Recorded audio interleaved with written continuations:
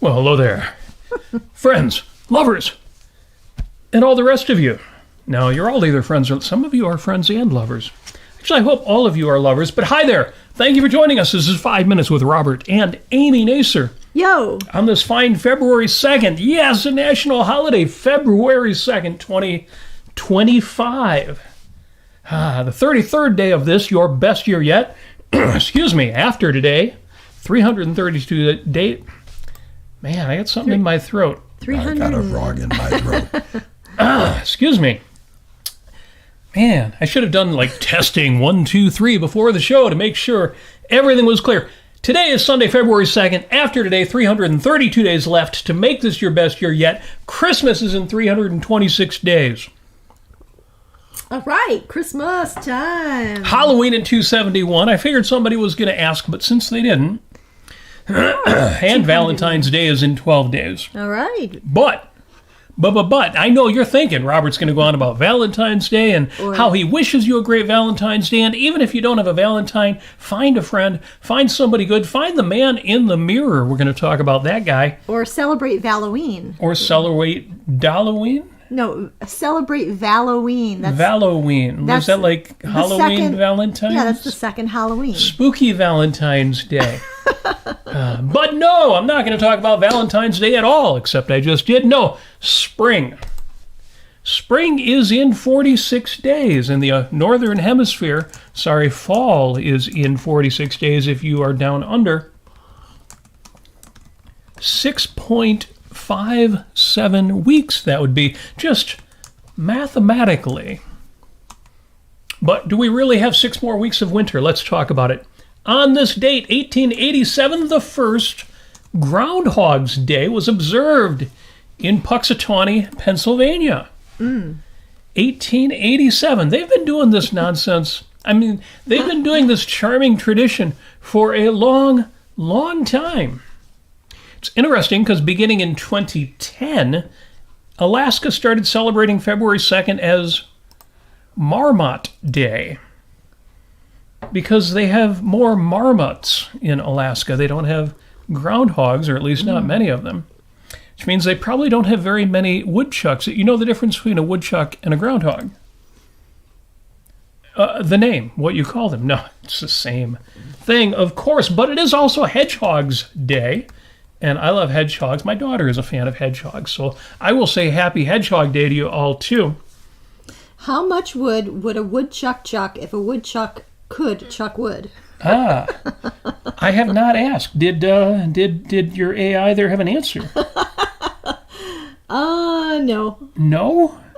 I'm going to go on ChatGPT and then compare it to Deep Fake. No, it's not Deep Fake. It's Deep Seek. Deep Seek does not roll off the tongue. I don't know. It sounds like some sort of aquatic or marine exploration company. Yeah. We're sending another bathysphere down under and called Deep Seek. So Deep Seek. According to a calculation by New York wildlife expert, whoever that is, if a woodchuck could chuck wood, it would chuck around 700 pounds of wood based on the amount of dirt they typically move when digging a burrow. So it sounds like a woodchuck can chuck wood, or could chuck wood if it happens to be chucking dirt and not wood at the time.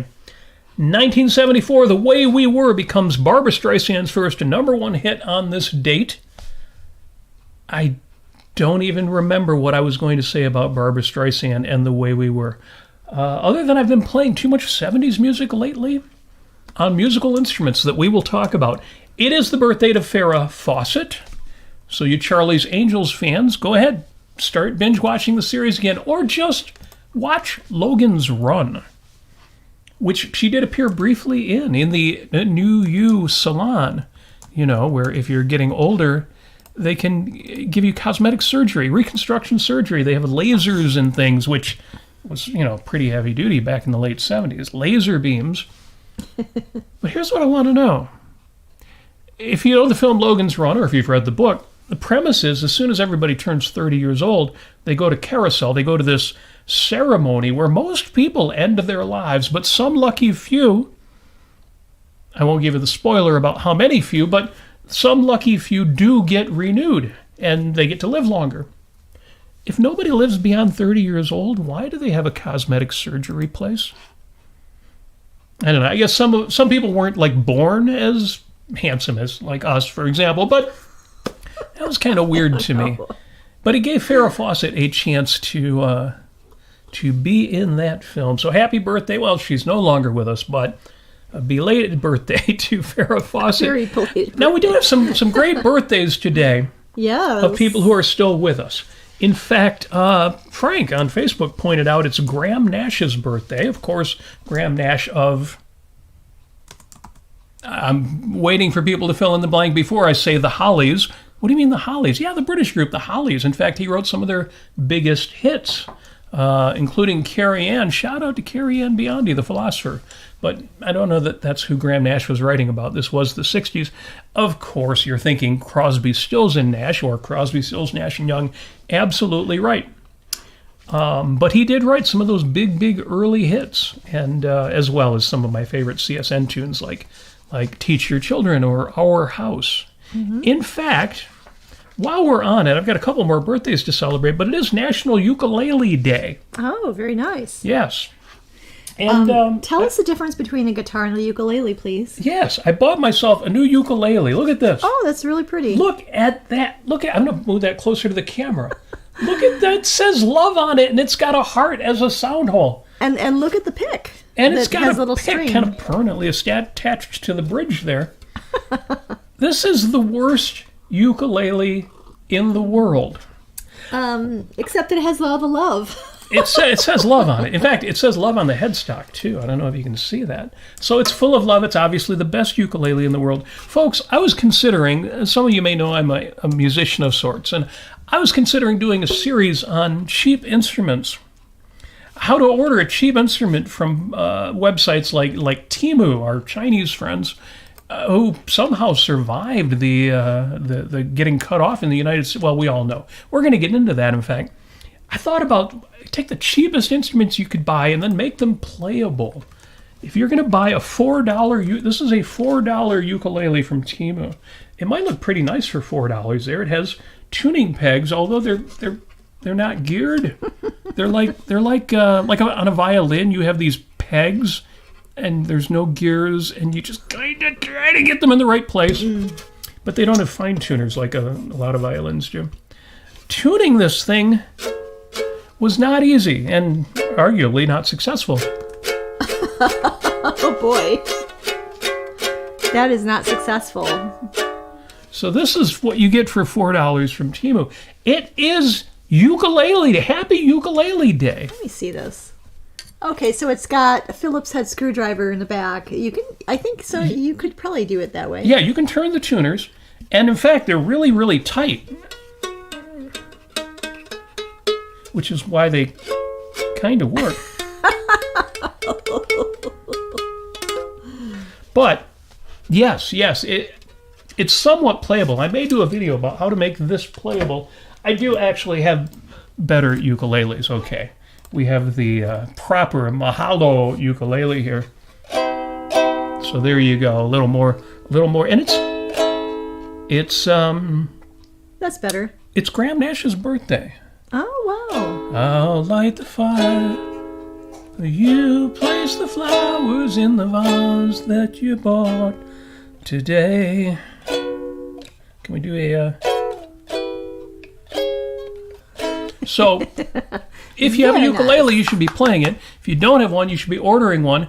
If you want one that's playable without a whole bunch of tweaking, don't order it from Temu. Go to a proper you'll see the little geared tuners. There's actual little gears on the tuners, which is what you want. You've got a nice bridge here. So happy birthday to Graham Nash, who is 83 years old, and he's British. And, British is better in music. Kinda. It was always how on earth did Graham Nash, a British guy, get together with, Stephen Stills and Neil Young and David Crosby? I actually think it's really cool that somehow that all came together for Crosby, Stills, Nash, and Young. You had Fleetwood Mac, which is half American, half British. That's true. That's a great point. I guess that can happen. Yeah, when Buckingham Nicks Lindsey Buckingham and Stevie Nicks came along. The DEI, they got multicultural. Speaking of musicians, real quick, happy birthday to Ross Valory, the bass player for Journey. Listen to Stone in Love, one of the greatest bass lines in rock music ever. It's Shakira's birthday, a little bit younger. Ross Valory's 76. Shakira is only 48. Oh, wow. Practically a kid. So happy birthday to her. And one more happy birthday. Happy birthday in the year 2338. Okay, so it's a future birthday. Happy birthday to Data, the character from Star Trek, officially born on this date in 2338. I don't know what that is in Star Trek Stardate numbers. Maybe somebody in the chat will know that. And that's all the birthdays for today. As for the day, real quick, it's Happy Crepe Day. I'm a big fan of crepes. I love me crepes. If you don't know how to make crepes, just make your favorite pancake recipe, double the amount of egg, and add a little more liquid, whether you're using milk or cream or water, whatever you're using, and let it be really, really thin. And then roll it up and put all sorts of good stuff in it. Robert does make very good crepes. I love me a good crepe. Yes. It is an indulgence, but I believe in indulgences, especially on February 2nd. It's also National Tater Tot Day. I don't know about that. But I feel this is leading up to something big. But. Well, no, all the tater tots are leading up to is we have a Sliders restaurant nearby. If you're in Southeast Michigan, Motz's Burgers. And they've just published a breakfast menu that starts tomorrow morning. Nice. And there are 5 items on the breakfast menu, if you count coffee or juice. No, they're having an egg and cheese sandwich, a bacon, egg, and cheese sandwich, and a breakfast burger. I don't know, if you were running a Slider joint... Let me see what this breakfast burger is. That's it. It's a burger with egg and bacon and cheese. And, real American cheese, which is, of course, processed cheese. It may be the worst breakfast menu I've ever seen, but I kind of love this place. It's a Slider joint. It's a little tiny burger joint. And they've decided they're going to be open for breakfast now, and somehow they're going to make it with only 3 different sandwiches, tater tots, it is Happy Tater Tot Day, and coffee and juice. That sounds neat. Good luck to them. Anyway, I meant to go breeze past that one real quick, but since you promised a production, I had to make a production out of it. One more on this date, and that's the whole rest of the show. Happy Ayn Rand Day. Yay! Now, I know you were expecting me to say Happy Randsday, right? But looking at the holiday websites that I will sometimes get some of the holidays for the show from, it was actually there. It wasn't just the objectivists. It wasn't just the Ayn Rand fans, or maybe there's an Ayn Rand fan at history.com, but Happy Ayn Rand Day. Hooray! That's pretty damn cool. So, of course, it's Ayn Rand's birthday. I didn't ask her how old she is today, but it is her birthday. 120. She was 120. Yeah. If she was here, she would be 120 years old. Well, she's still with us in all the best of ways. Yes. But, of course, yes, even before the holiday sites figured it out, and the entry I saw was 2013, so apparently it's been a thing for a while. Harry Binswanger has been calling this Randsday for years. How official is that? Well, Randsday.com, which of course he runs, is out there. But also there's a Randsday conference today. Yaron Brook and Peter Schwartz and Gene Maroney and of course Harry Binswanger and lots of people are celebrating Ayn Rand's birthday down in, well, that place where Florida Man lives. Florida. Well, I don't know how many Florida men are down in that area, but I think, was it Venice, Florida? I'm going to guess when you see the newspaper stories that all start Florida Man and then some outrageous thing, probably are not the kind of guys who are showing up at the Randsday conference. No. But because it's Groundhog's Day, because it's Randsday, because it's a very, very special day, I thought, well, we got to celebrate Randsday here. For everybody who couldn't make it to the conference. We couldn't make it to the conference this year because of reasons, but we still need to celebrate it because it is Ayn Rand's birthday. Well, I got it in mind that since Harry Binswanger, who runs the normal Meeting of the Minds weekly get-together at hbletter.com, he's running this conference, so he didn't do the Meeting of the Minds this morning. Whoever of you normally attend that, you might have missed that. And Yaron Brook is speaking and attending and having a good time down in Naples, Florida. Jennifer reminds us exactly where it is. Thank you. Thank you, Jennifer. So that means Yaron's not doing his news of the day.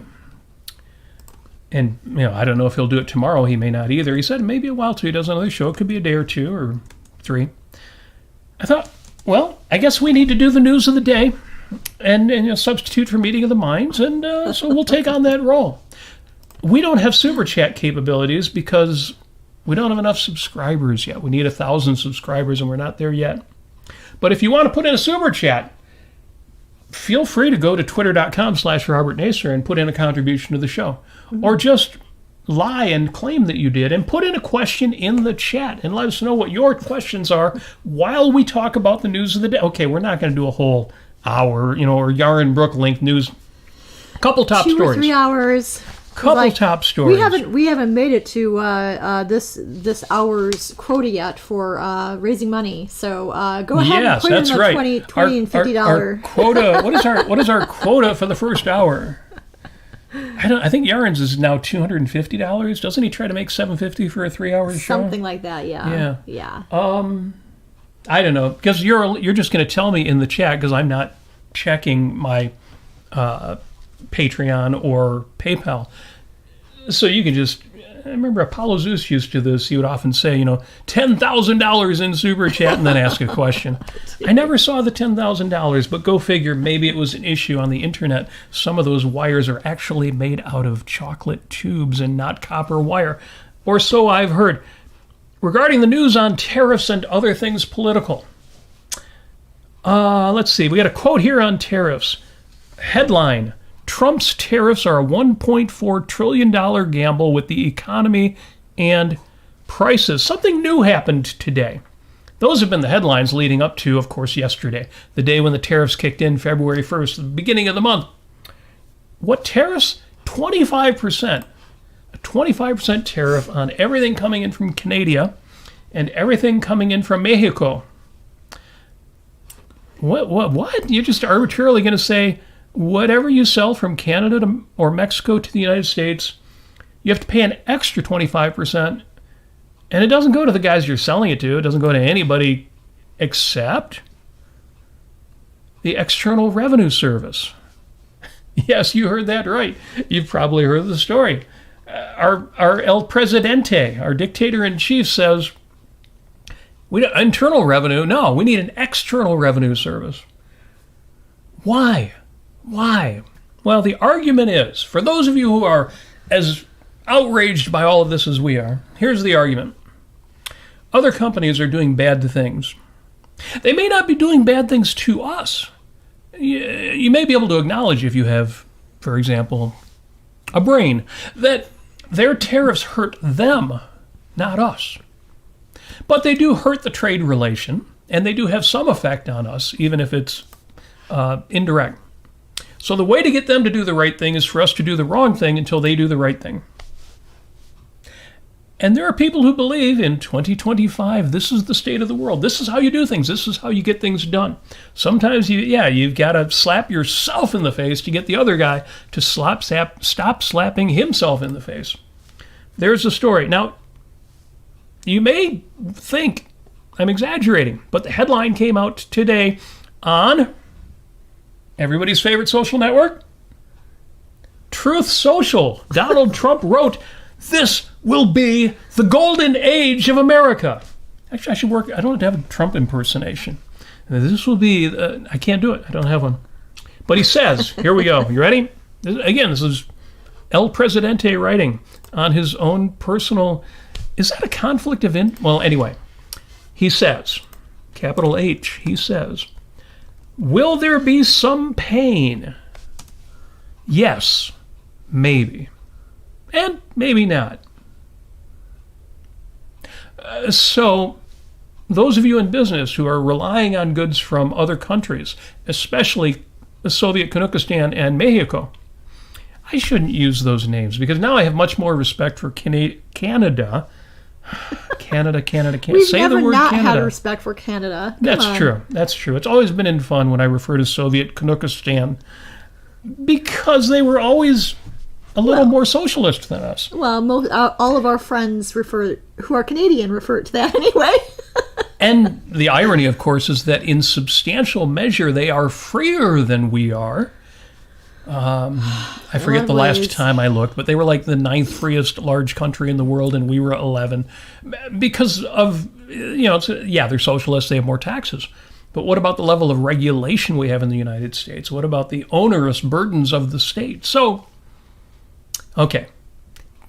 What happens when Donald Trump says, Canadian people, he can't refer to Trudeau anymore, can he? No, gone. But, yeah, what's going to happen when we tell them everything coming in, your guys, not your government, no, this is businesses, your businesses got to pony up an extra 25%.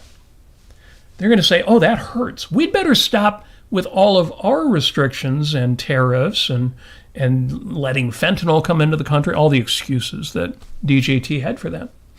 Yeah, we better stop with all that. We better drop all of our... Is that what happened? Headline, Canada retaliates against Trump tariff orders. Hours after President Trump imposed stiff tariffs on Mexico, Canada, and China, Prime Minister Justin Trudeau of Canada said his country would place retaliatory 25% tariffs on more than $100 billion worth of U.S. goods. Huh. Okay. Funny how that works. I know his fans out there are saying give him time, and I'm going to give him time. You know why I'm going to give Donald Trump time to see if this works? Because what the hell alternative have I got? Well, I know what we're going to do, though. What are we going to do? We're going to go to all of our friends who voted for Trump, and we're going to say, hey, I need you to send me a monthly stipend.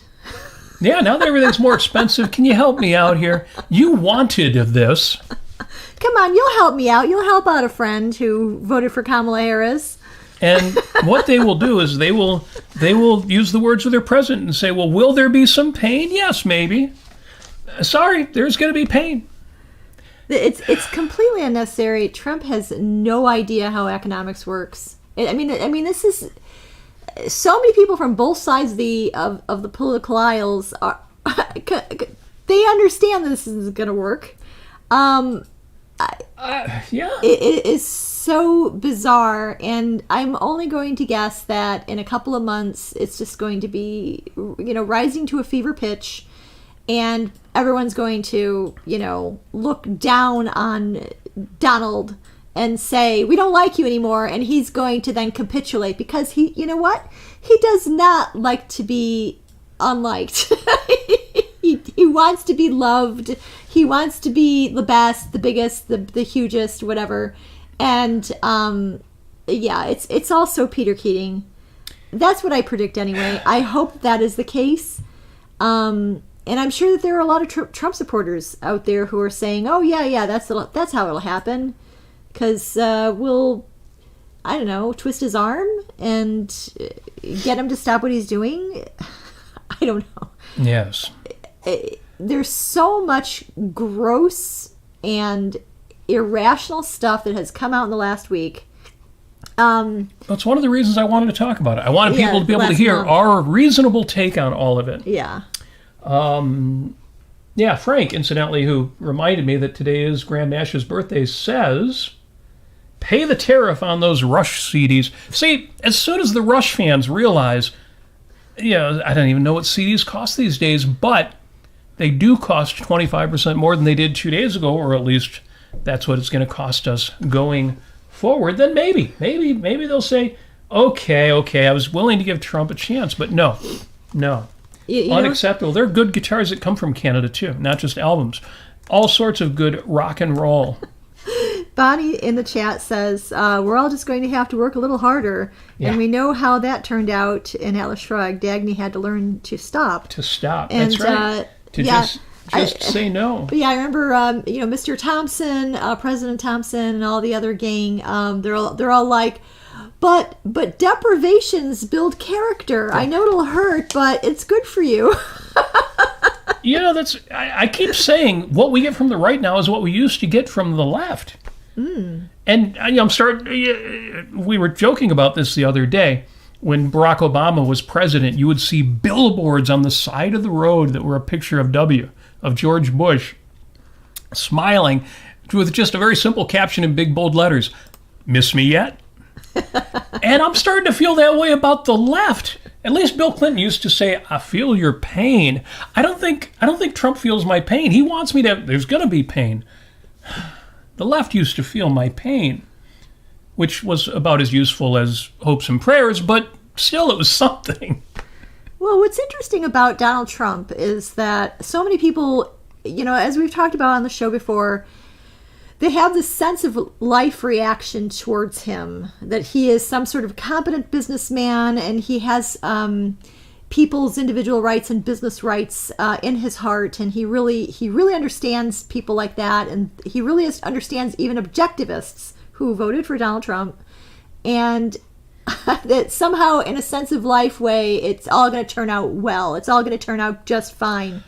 But they fail to realize that Donald Trump is a malevolent cynic.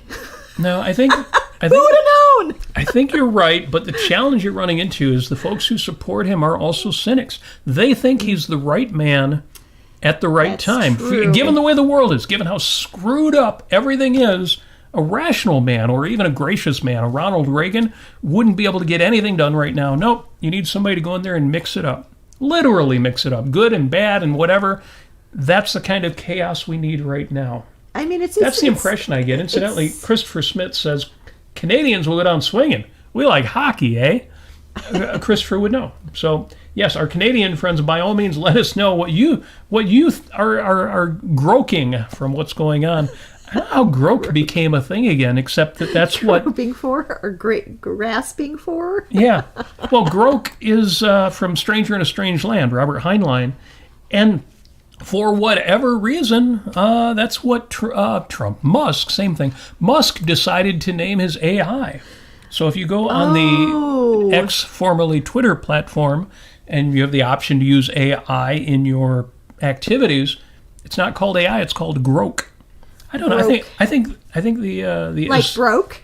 Like broke. I think the estate of Robert Heinlein should sue. Except I don't know. They probably did get permission. I think Musk could probably afford. Wait. What did the Heinlein have to do with groke?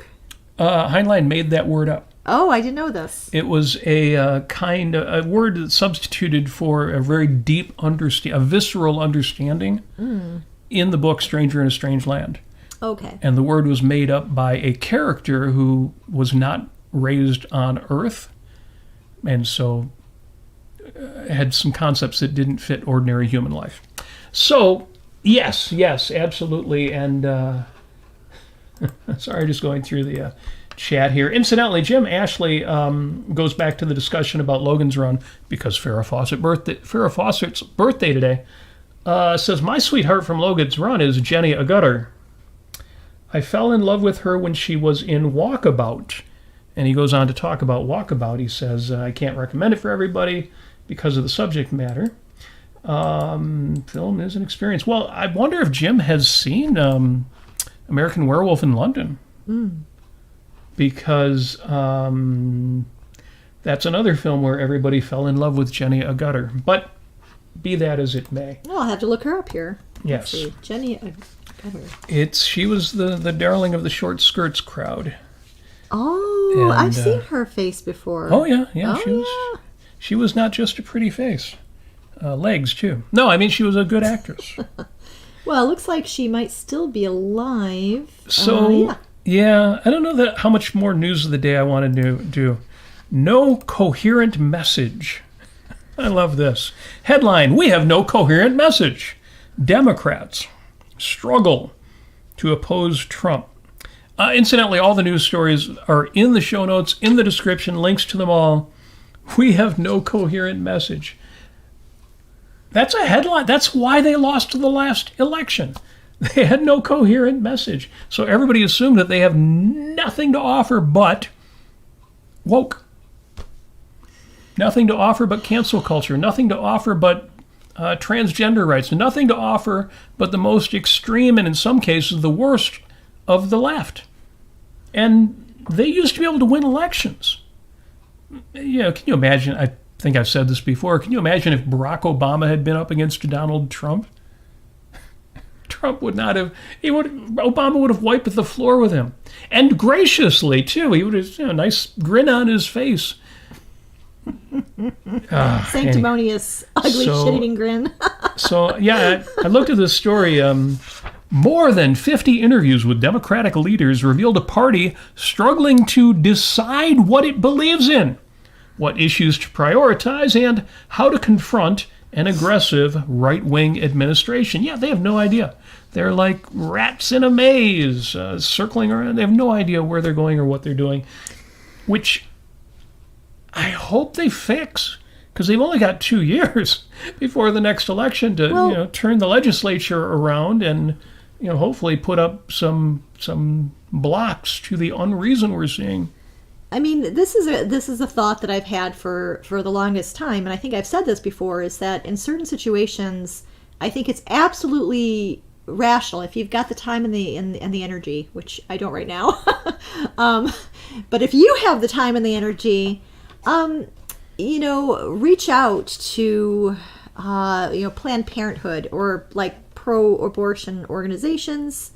If you generally like what they're doing, and if you want to help them out during a time in which I think it was 4 states wanted to any woman who had an abortion, they wanted to actually propose a bill that these women be accused as murderers and be charged for murder.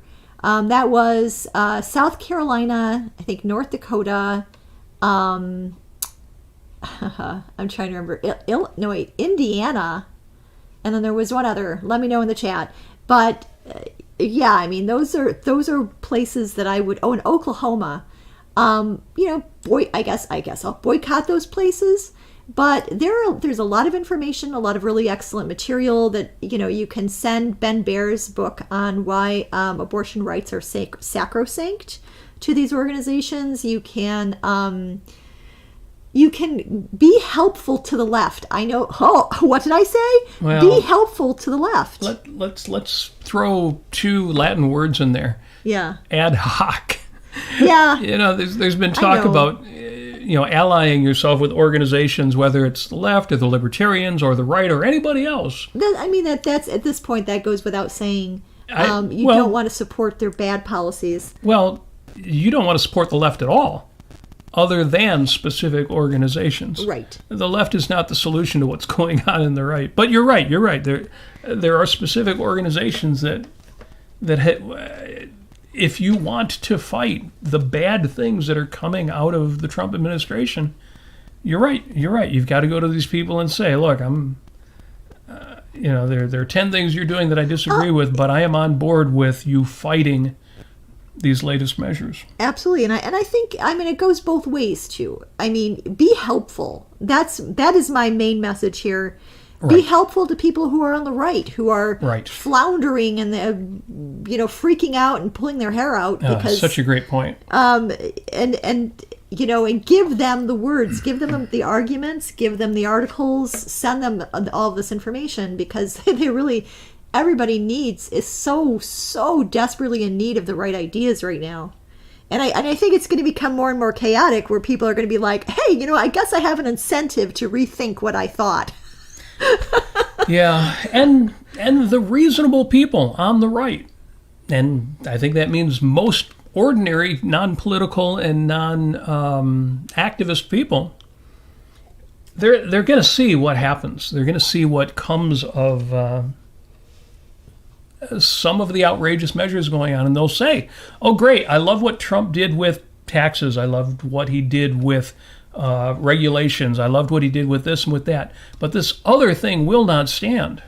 And there's going to be a bunch of those other things. Some of them are already happening. Look through that list of 50 EOs, the executive orders. So, yeah, the Democrats are lost. They're running around like rats. And unfortunately, right now they're all we've got to fight some of the worst of what's going on. And yeah, here, I'll play my song about the Democrats on the $4 ukulele. So there we go. Well, that goes for the same of Republicans. Yes, I mean, that was written in the 1960s by Ayn Rand. Yeah. Conservatism Well, an obituary. But yeah, I mean, she saw it. But she also, because who was it who said they're both swirling down the drain in the chat here? The point is that, well, yeah, but where do we go from here? And the point is that they're not, I still believe they're not, neither side is going to destroy this country. But they're going to do I get so close to swearing these days. They're going to do a metric. I'll use the word metric instead of the word I was going to use. They're going to do a metric ton of damage. And I've already sworn once already on this. And I don't mean to minimize the metric ton of damage that's going to be done. And you're right. We've got to fight it in each and every way we can. But I think it's helpful to say, instead of fighting it, be helpful. Yes, be helpful to the people who need the right ideas. You're right. Look for the better stuff and encourage it. And don't assume the worst of other people. Just assume that they might actually be open to it at this point. Yeah, and even if they're not, approaching them in earnest will get you better results than a shouting match. Absolutely. And insults online and all that other non-stuff. And it will make your life better. I know you feel like I need to blow off steam. I guess sometimes you do, but if you've been blowing off steam so much that you feel like you live in a world of you blowing off steam, and when you look in the mirror, that man in the mirror will get to, and what you see is a guy who's constantly blowing off steam, maybe that's not what you want. Some of that, I'm not saying, always go around with a happy smile on your face. Not that there would be anything wrong with that either, but a little more balance, a little more integration.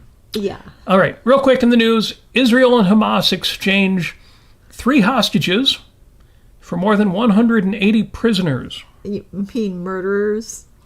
At the same time, in a separate news story, but they're both in the links there, Israel's Netanyahu heads to the U.S. to discuss victory over Hamas with Trump. Such Twilight Zone. There's nothing to say there, but I told you so. Now there is something else to say. Exchanging 3 hostages, great, hostages get free, for more than 180 prisoners. Those 180 people being released are not hostages. They are prisoners who are prisoners because of specific crimes and other actions they took. The hostages are not. They didn't do anything wrong. They were just there at the wrong time. Now, if I saw a headline that said they exchanged 3 prisoners for 180 hostages, well, still be wrong, but the outrage would be lessened by the numbers. What is the point? Why do I bring this up? Well, of course, we're going to say, maybe we'll say what Yaron would have said. This is a disaster. And we're glad those 3 people are free. And some of the stories coming out are heartening. Some of them are heartbreaking because some of them have been treated so badly while in captivity. Some of them claim that it wasn't that bad and they were basically kept like slaves or housekeepers. We'll put it that way. Doesn't matter. It's irrelevant. Not the point. The point is you make this kind of exchange. There are 2 effects of this. The first effect, 180 prisoners. Why were they prisoners? Because of things they did. What happens when you release them? They'll do more of those things. There are reasons these people were prisoners. But more than that, even if they were all just reasonably nice people that got caught shoplifting or something, or just got caught for no reason, what if they really were just hostages? What's going to happen when you do this kind of exchange? When you are a country that is attacked, your people are taken hostage, and you're willing to negotiate in order to get a few of your people back, let everybody go. It's obvious. You're just going to get more of it. This is not a war-ending move. This is a war-ensuring move. This is making sure that there will never be a lasting peace. Netanyahu heads to the U.S. to discuss victory over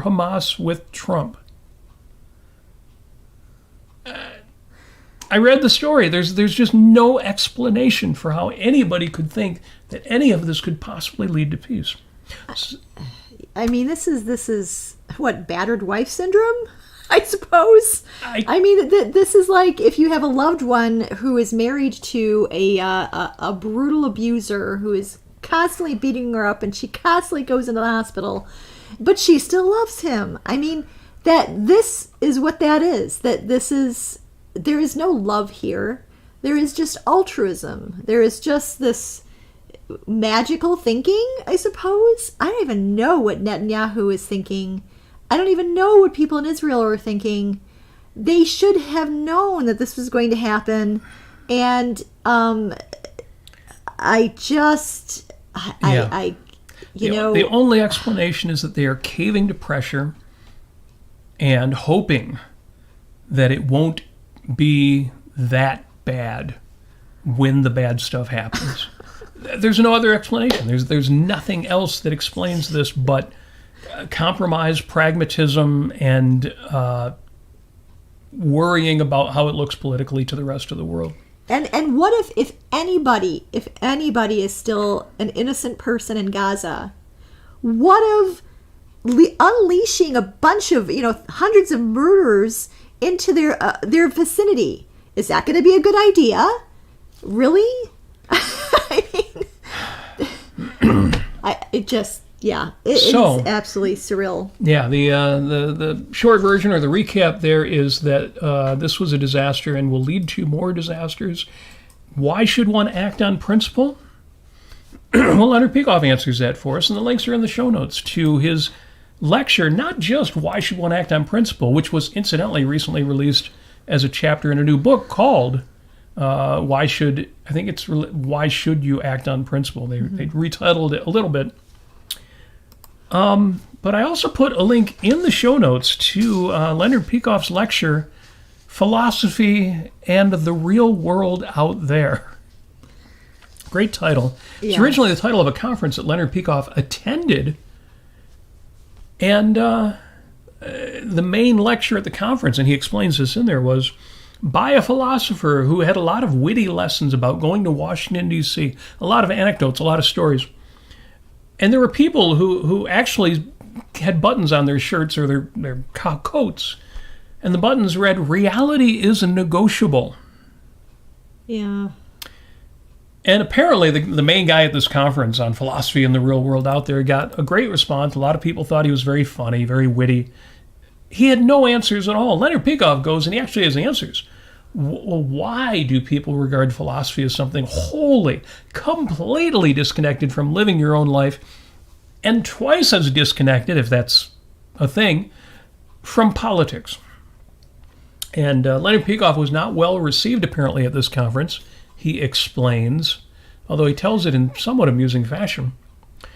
But it's an outstanding discussion, and I wish, if wishes could work, I'd pray if there was somebody to pray to. I would hope, if hopes and prayers had any impact, that somebody in the Trump administration, or maybe the guy behind The Apprentice himself, would listen to philosophy and the real world out there and realize, well, you can say you're doing all of these things as negotiations or as stratagems or as gambits or as 3D chess,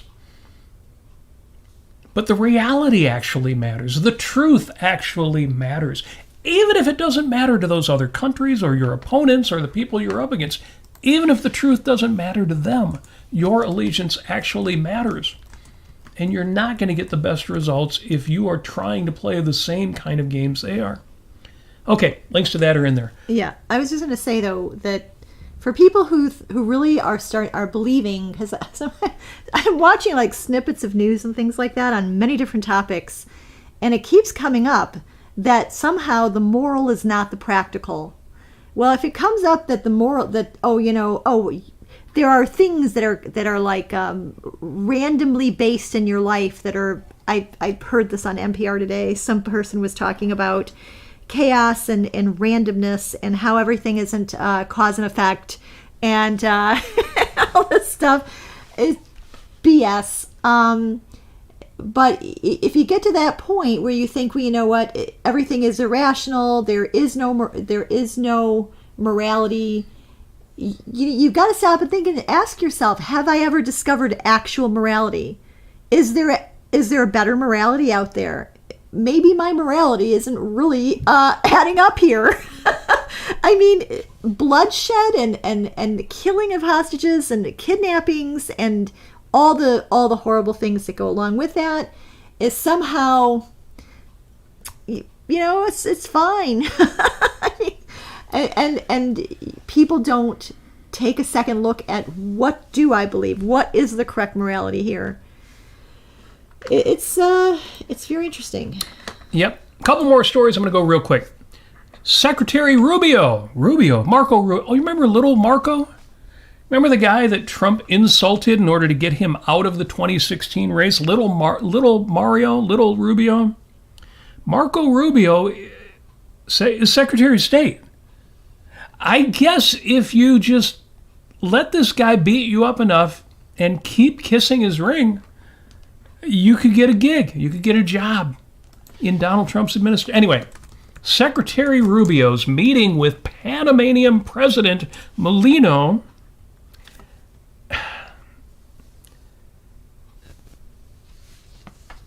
As you may have heard, our president is talking about taking over the Panama Canal again, which by treaty, we gave control back to Panama in 1999.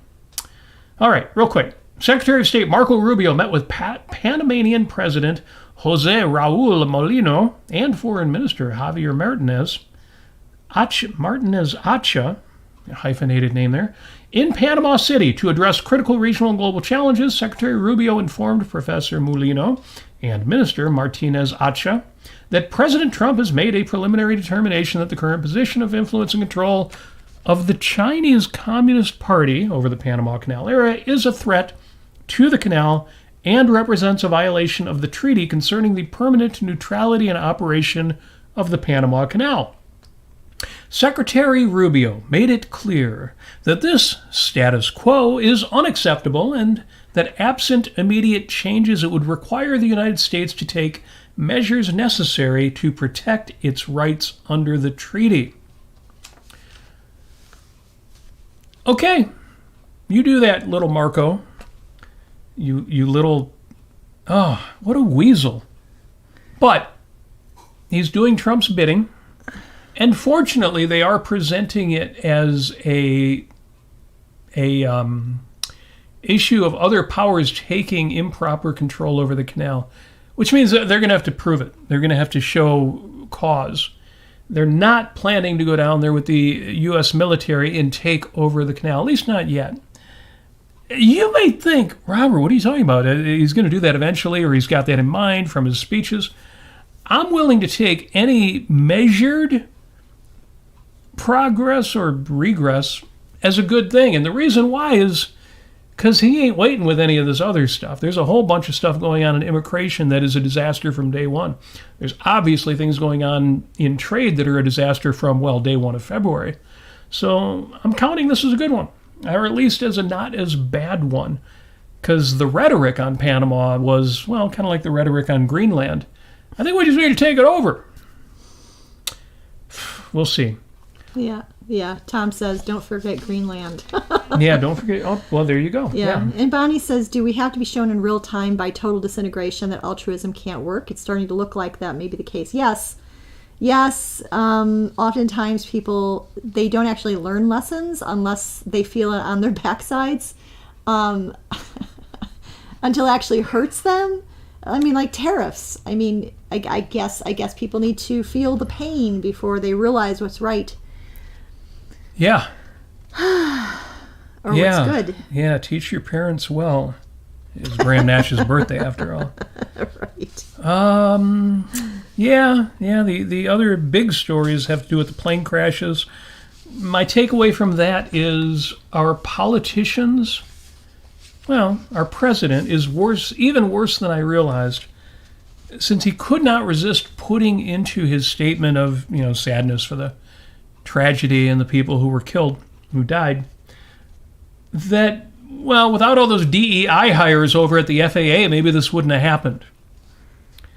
Absolutely. I don't understand people who still respect Donald Trump.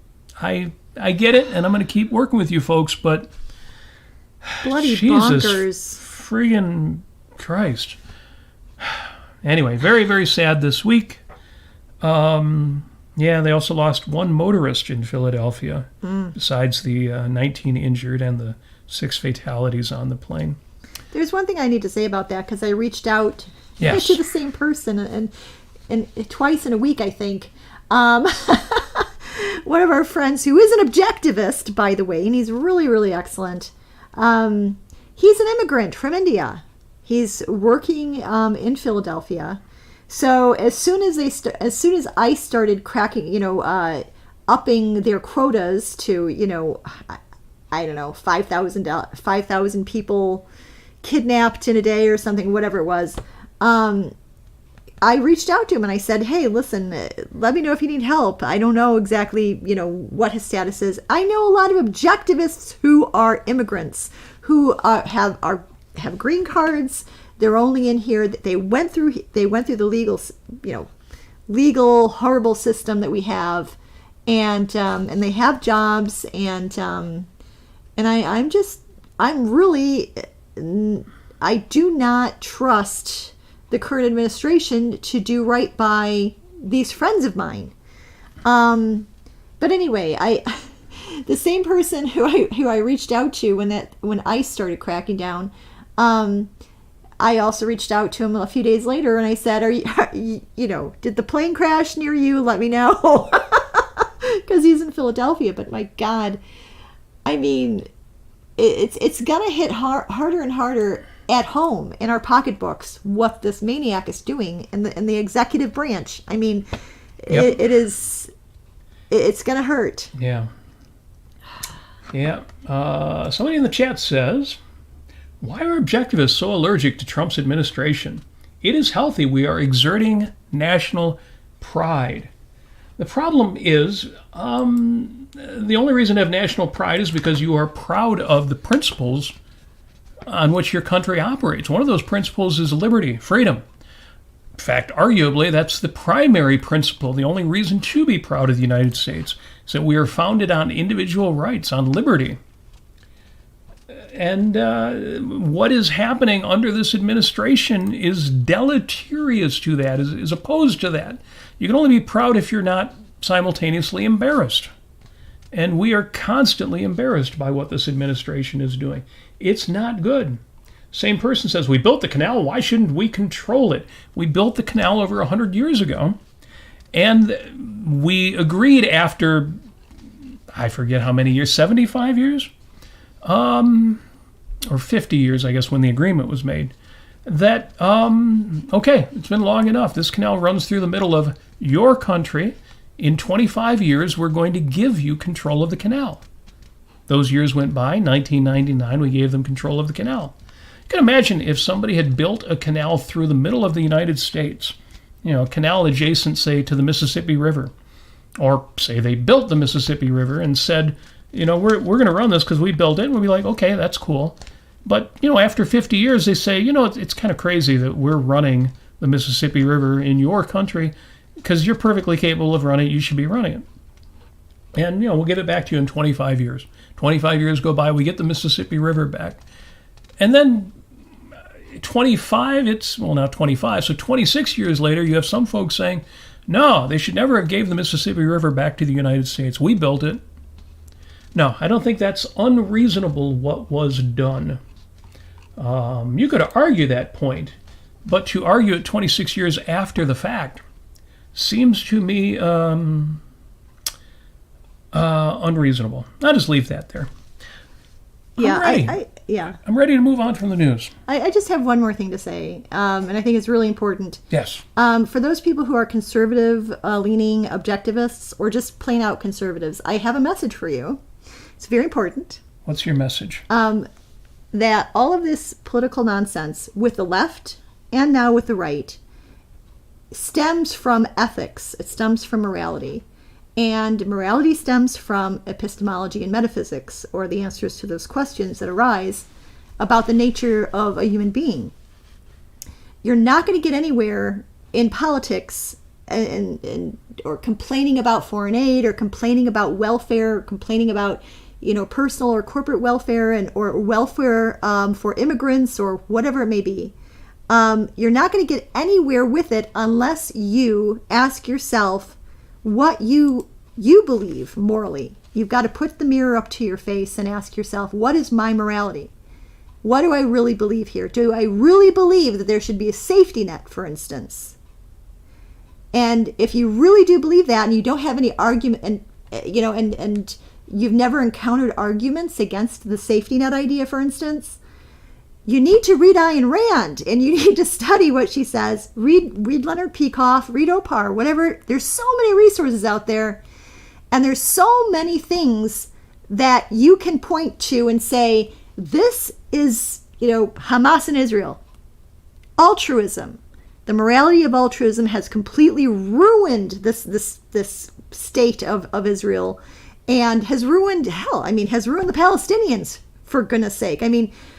There's so much that altruism, and again, altruism means basically that anything and anybody, when anybody takes an action for, and any kind of production that comes out of that action, needs to go to other people first and foremost.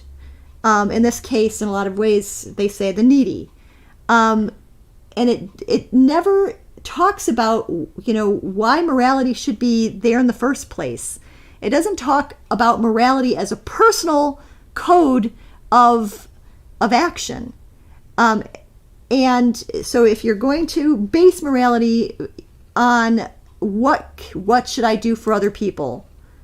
What should this party do for the other party? And you don't have any arguments against that. You've got to, read The Virtue of Selfishness, read Opar, whatever it is, but you've actually have to have the ammunition, because otherwise you're going to find yourself, you're going to be turning in circles and chasing your tail, and you're going to be pissing off the rest of us. So please stop pissing us off.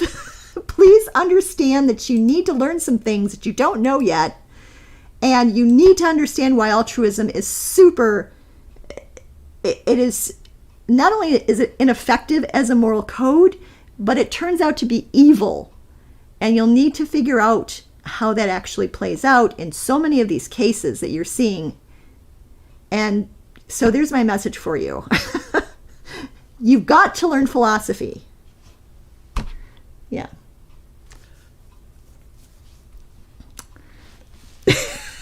There's my soapbox. Yes, and apropos of that, today is February 2nd, Ayn Rand's 120th birthday. And one of the links in the show notes, in case you haven't already caught this, is that the Raymond Newman interview with Ayn Rand from 1980. In case you've never heard it, the last interview she gave in her life, one of the last interviews, is now on YouTube. You can now watch it online. Oh, yeah. Yeah. Now, I actually am one of the lucky few who owns a cassette tape of it. Ooh. From when Second Renaissance Books was selling that. So I have already heard the interview, but I listened to it again today now that it's available online, and it is well worth a listen. So you should actually give that a viewing. You can view it because they give you words, not just the closed caption that YouTube does, but the Ayn Rand Institute has actually done a video with the words. So you can catch everything if you choose to watch it rather than just listen. It's interesting. Randsday, February 2nd, is even an entry in the Urban Dictionary. Oh, that's nice. Like the worst dictionary online, but still, yes. I would not have expected this compendium of, slang to also include a definition of Randsday. Like, how does that vibe? Yeah, exactly. I still don't understand the use of the word vibe these days. Well, how does that feel? That's just all it is. Well, but then they talk about somebody's vibe. Somebody's personality. And then they get into their vibrations, and I don't know. I got no problem with vibrations. I'm all about good vibrations, but whatever you think of the Urban Dictionary, it's kind of neat that Randsday is in there. In addition to this being Groundhog's Day. Incidentally, for those of you who follow Groundhog Day, Punxsutawney Phil did see his shadow, so there are going to be 6 more weeks of winter. But as I mentioned before, spring is in 46 days. That means winter is another 6.57 weeks. I don't know that Phil really needed to be that great a weatherman or weather woodchuck. He's a Hallmark woodchuck. He's a Hallmark. Yeah, he's a fake weatherman. It's funny because I'm actually seeing a lot of headlines pop up today about other groundhogs that live in other areas of the country. Like there's a groundhog in Ann Arbor, Michigan, that actually didn't see his shadow. Therefore, spring is coming early in Michigan. Spring? Yeah, sure. I'm all about that. Most of you know we're broadcasting from Motown, so that's a good thing. That works for me. So on this fine Randsday, Linda Cordair of Cordair Fine Art, Cordair, CORDAIR.com, Quent Cordair Fine Art, posted her happy birthday to Ayn Rand online and said, "This is one of my favorite quotes. Post yours in the comments." A couple people did. If you have any favorite Ayn Rand quotes you want to share in the chat, by all means, please feel free to put them in there. But she said, "Don't work for my happiness, my brothers. Show me yours. Show me that it is possible. Show me your achievement. And the knowledge will give me courage for mine." Tell me the context again of that. Well, I'm glad you say that because it took me a minute to remember. Yeah. I think, this sounds like it's from Atlas Shrugged. Yeah. "Don't work for my happiness, my brothers. Show me yours. Show me that it is possible. Show me your achievement, and the knowledge will give me courage for mine." Fortunately, I knew the answer because I did a whole episode of the show Life on Earth, episode 99, link to in the show notes, on the boy on the bicycle. The opening of part 4 of The Fountainhead. And if you remember that sequence, and if you don't, you should totally listen to my episode about it. Yes. Yeah, it's the boy on the bicycle who says that. He wants to be a musician, but he's looking at the way the world is, the world around him. Does this sound familiar to any of us right now? He's looking at the world around him and feeling like there's not room for that. All he sees is ugliness. All he sees is non-inspiration. And he remembers that there are people out there achieving. There are good people out there. But when he looks at nature, that's when he's happy. And he looks at the works of men these days, and it brings him down. And he says that, and then, of course, he sees Monadnock Valley. And if you've read the book, you know what that means. If you haven't, I won't give any spoilers. But I agree with Linda Cordair. That is one of the great Ayn Rand quotes. "Don't work for my happiness, my brothers. Show me yours."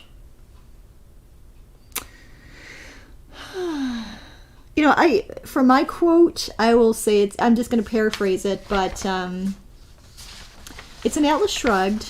And I'm now forgetting if it has something to do with Dagny or Hank. I think it was Dagny, but it was basically the phrase is that okay, now I'm forgetting it. that happiness is the greatest purification. Let me look it up.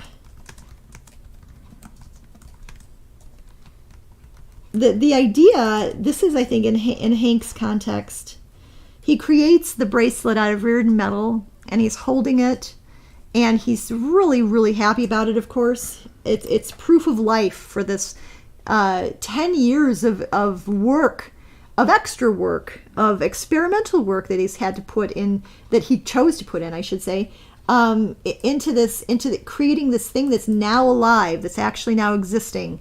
And he knows it's really good, and that's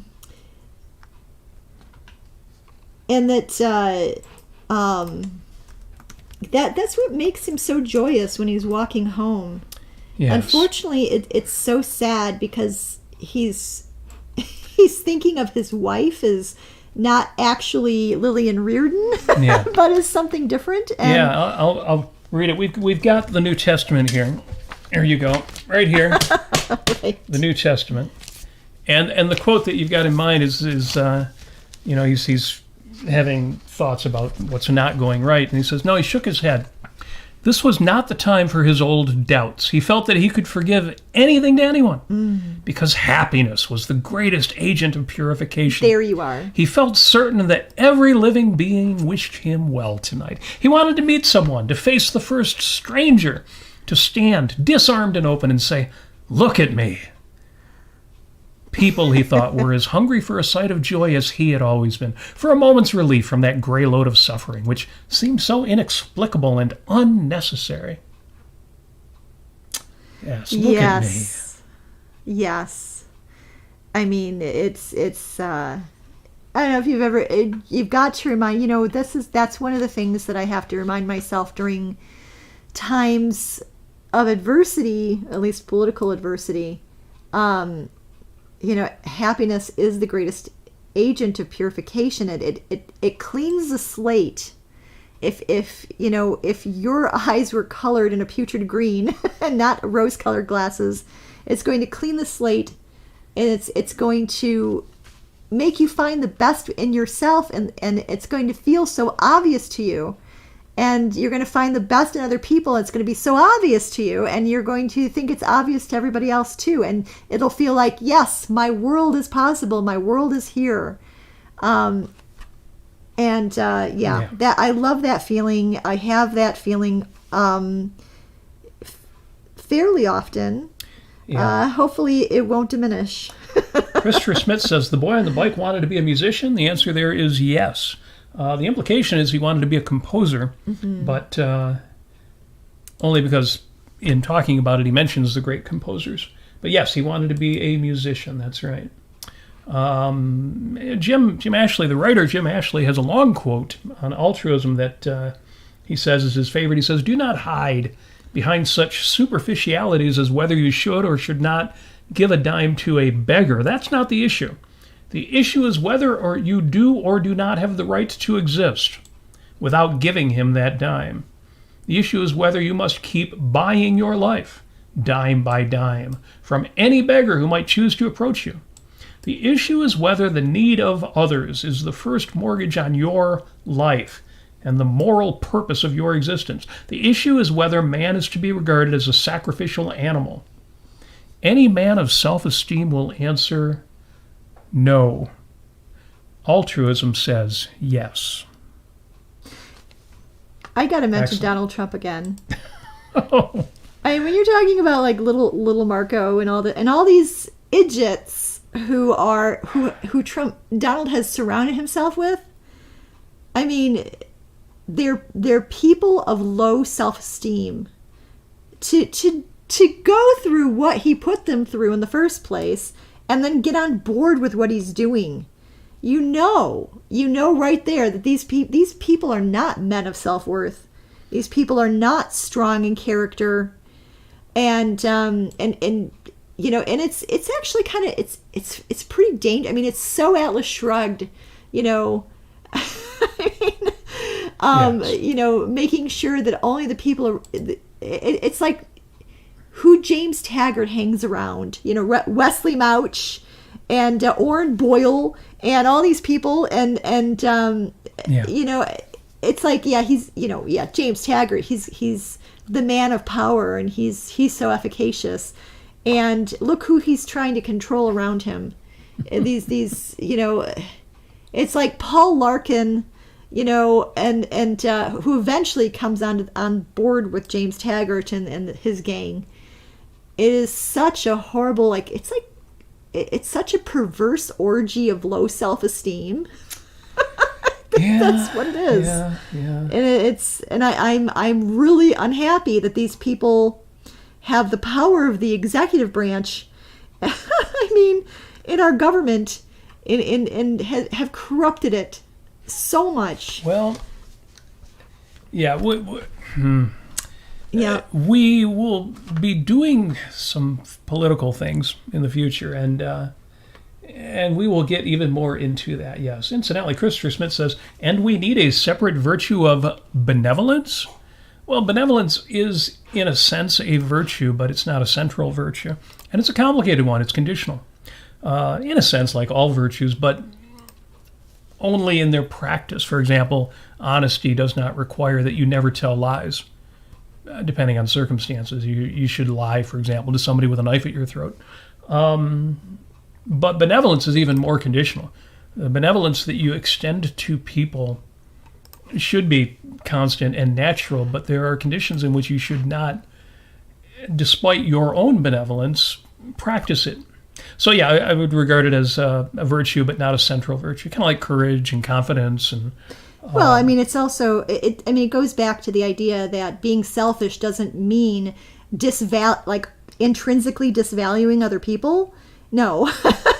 Well, I think selfishness requires valuing other people. Yes. I think people are the second best thing in the world. Absolutely. But yeah. they're not. But it depends on the people. They're not the standard of morality. Yeah, they're not an unconditional value. Right. Yeah, absolutely. I'm good with that. Tom, incidentally, who's a fan of much about Trump, says, "Great show, thank you." So. You're welcome, Tom. And again, we're not done with this subject. I did a whole episode called Blind Followers and Blind Rebels, and I don't think we should be either. Hopefully you're not, and we will try not to be either. Yeah, and also let me give you a little background. Again, I've talked about this many times on the show. I spent 5 years in the GOP before Trump came on the scene. When he came on the scene, I left. Yeah, it's always funny when people try to say, oh, Amy's a leftist. What are you talking about? I was a state committee woman and a delegate. I went to Mackinac Island for the conservative conference or whatever GOP conference. Whatever they were calling it that year. I think they just called it the Mackinac Conference. I met Jeb Bush. I met, what's his face? Ted Cruz. Ted Cruz. You know what I'm talking about. I met a bunch of these the good people. wackos. You met good people who have no place in the Republican Party anymore, like Justin Amash. I met all these people who have been driven out. I gave lectures on individual rights to Campaign for Liberty. Remember that? That's no longer there anymore. I wonder why. I mean, I really, really tried my best. Yeah, you have walked the walk, and you have every right to talk the talk. Yeah. So don't tell me, that I'm some sort of a bleftivist or whatever. My God. But at the same time, it's just, it's just exasperating. It's really important to understand why you need to have good arguments against altruism and for self-interest and for a rational basis for morality. It's so important right now, and you need to speak out and talk about these things. And tell people, I know the answers to this, and here's why you should too, and let me tell you, and let me be helpful. Yep. Greg in the chat says, objectivism is just a noumena. I don't know, I think objectivism is phenomenal. A little Kant humor there. I can't even. Yes. Let's see. Do we have any other quotes we wanted to get in there real quick? Paul says, I'd like to see an AI-generated picture of Floyd Ferris, shoe polish at each. And I don't want to see it because I can already imagine him in my head. There are so many slicked-back movie villains of the type that he's easily imaginable for me. But you could certainly get AI to do that. I was really concerned about ChatGPT taking on unusually conversational tones with me this week. I don't use the AI systems very much, but I was asking a question, and it was very friendly, and at the end of its answer, it said, what do you think? And it was using words like, yeah, not yes, but yeah. I'm like, who?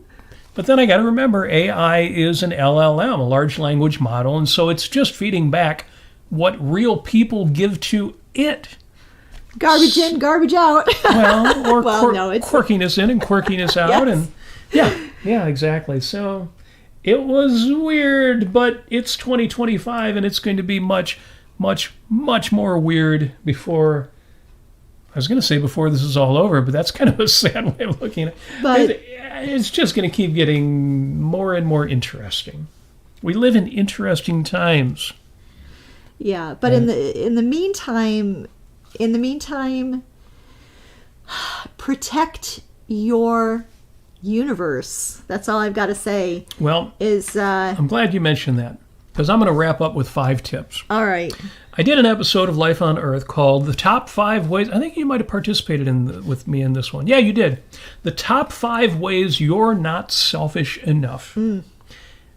I don't know that anybody who listens to this show, because you are the best audience in podcasting, and you are such good people, but I don't know if any of this will apply to you guys. It might apply to somebody you know. You might pass this on, or send them a link to that episode, which incidentally is linked in the show notes, the description on YouTube and on Facebook.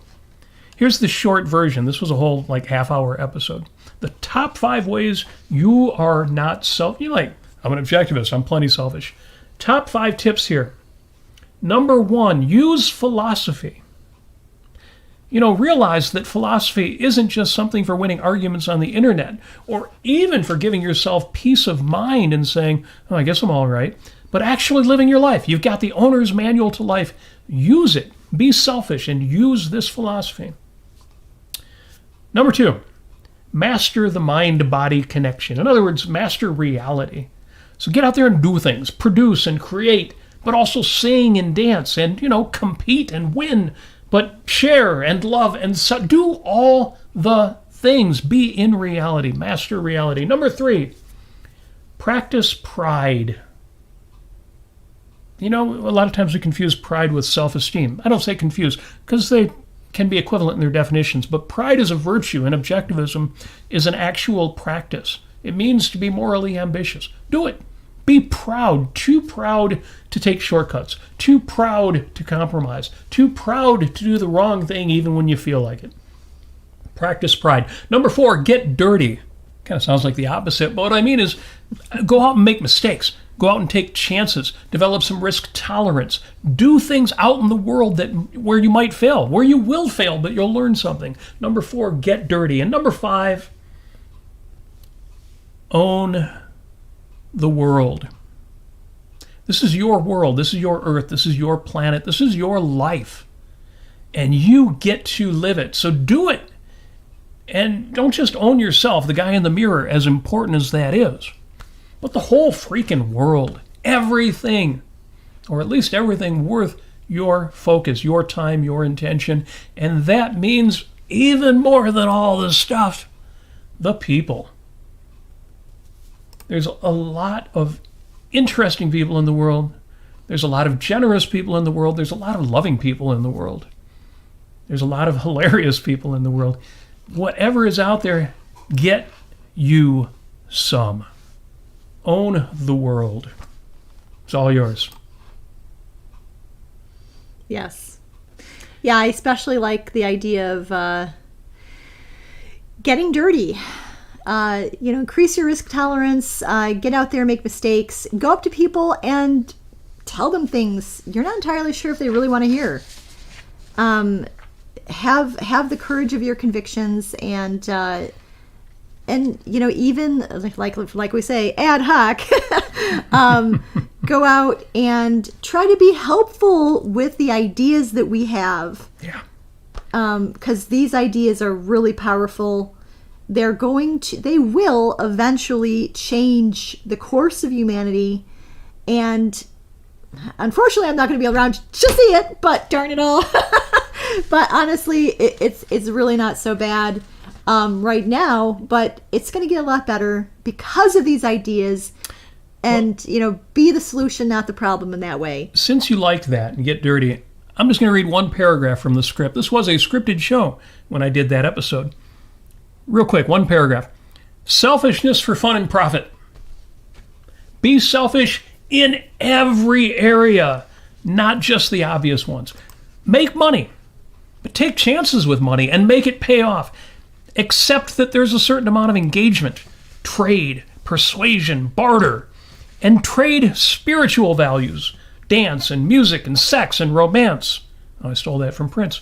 Song title there. Get your hands dirty. Be grounded. Be engaged with the ground.